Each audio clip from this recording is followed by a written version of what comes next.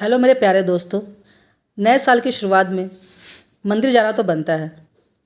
मेरा भी मन खाटू श्याम के दर्शन के लिए हुआ और इसलिए मैं और मेरे हस्बैंड किशोरगंज में स्थित खाटू श्याम मंदिर में सुबह सुबह पहुँचे और वहाँ हमने गुलाब के फूल, गेंदे के फूल, नारियल आदि की खरीदारी की।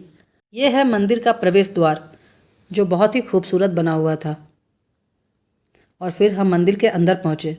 मंदिर के अंदर का दृश्य तो और भी भव्य और आकर्षक था। अंदर जाते ही बिल्कुल भक्तिमय माहौल हो गया था। वहाँ लोग काफ़ी सुबह से आए हुए थे और सब बस एक ही बात कह रहे थे, हारे का सहारा श्याम हमारा। पंडित जी सबको आशीर्वाद दे रहे थे। श्याम जी की मूर्ति को देखकर हमारा मन भी भाव से भर गया।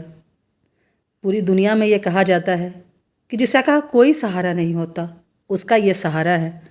जिसे सारी दुनिया ठुकरा देती है उसे ये अपनाते हैं। और वहाँ मौजूद हर कोई बस यही कह रहा था। वहाँ मंदिर में एक बहुत ही खूबसूरत शिवलिंग भी स्थापित किया गया है। शिवलिंग के पास भी भक्तों का तांता लगा हुआ था, महादेव महादेव। ये हर मन में था। हर कोई वहाँ अपने माथे को टेक रहा था और शिव शंभू से अपने उज्जवल भविष्य की कामना कर रहा था। भीड़ काफ़ी थी इसलिए मुझे थोड़ा इंतज़ार करना पड़ा और तब तक मैंने वहाँ स्थापित गणेश जी, दुर्गा माँ और कार्तिकेय जी की मूर्ति को प्रणाम किया और अपनी बारी का इंतज़ार करते हुए अभाव विभोर से महादेव को निहार रही थी।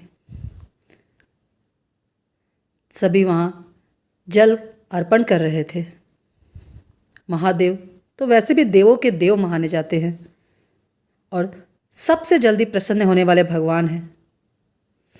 जल और भाव से ही प्रसन्न होने वाले मेरे भोलेनाथ को सभी लोग घेरे हुए थे और मैं शांति से उन्हें निहार रही थी और अपनी बारी का इंतज़ार कर रही थी।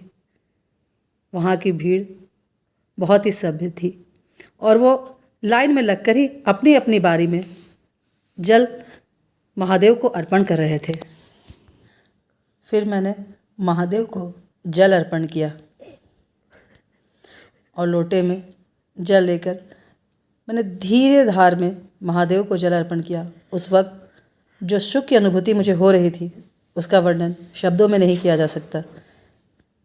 मंदिर बहुत ही साफ सुथरा और स्वच्छ था।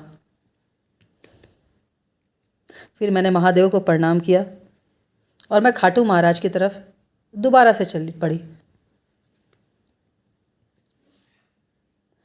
मैंने खाटू महाराज का एक चक्कर भी लगाया। तब तक भीड़ और बढ़ गई थी। खाटू महाराज के दर्शन जितनी बार मैं कर रही थी उतना ही मुझे और रुकने का मन हो रहा था।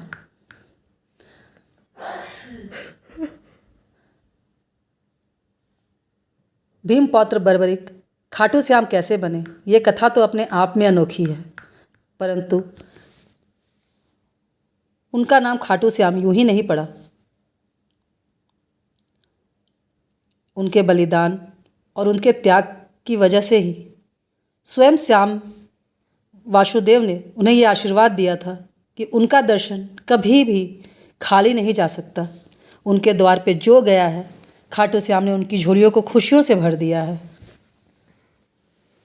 उनका द्वार ही काफ़ी है, उनसे की हुई फरियाद ही काफ़ी है। ज़िंदगी में खुशियाँ अपने आप ही आ जाती हैं। भक्तों का तांता लगा हुआ था और श्रद्धा ऐसी थी कि लोग झुक झुक कर उन्हें प्रणाम कर रहे थे और एक ही फरियाद लगा रहे थे कि बाबा हमें अपने दरबार में रख लो, बाबा हमें अपने चरण में रख लो। खाटू श्याम के दर्शन के बाद मैं फिर वापस अपने घर की ओर निकलने लगी। मन तो नहीं हो रहा था परंतु जाना तो था। मेरा शरीर जरूर मंदिर से निकल गया था परंतु आत्मा जैसे वहीं रह गई हो। बार बार खाटू श्याम का वो मनोहर रूप आंखों के सामने आ रहा था। इस मंदिर की सुंदरता का वर्णन जितना भी करे उतना कम है।